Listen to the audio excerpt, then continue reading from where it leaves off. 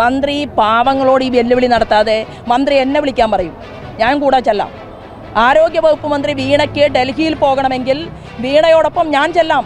കേന്ദ്രമന്ത്രിയുടെ അരികിൽ കസേരയിട്ട് ഇരുത്താം.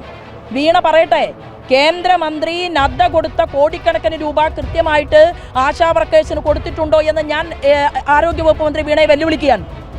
നിങ്ങൾക്ക് ഇവിടുത്തെ പാവപ്പെട്ട ഈ സ്ത്രീകളുണ്ടല്ലോ, ആശാ വർക്കേഴ്സ്, അവരുടെ മുന്നിൽ നിങ്ങൾക്ക് കഥ പറയാൻ സാധിക്കും, നാട്യം നടത്താൻ സാധിക്കും.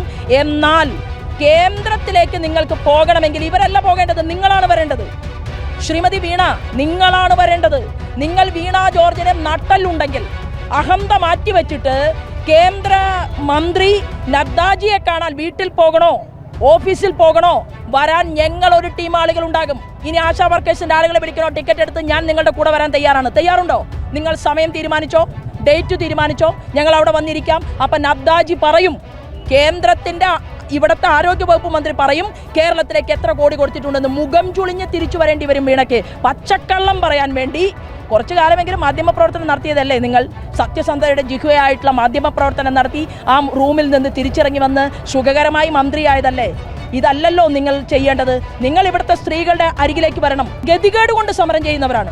ആ ഗതികേട് കൊണ്ട് സമരം ചെയ്യുന്നവരെ വെല്ലുവിളിക്കുകയാണോ ഒരു വകുപ്പ് മന്ത്രി വേണ്ടത്?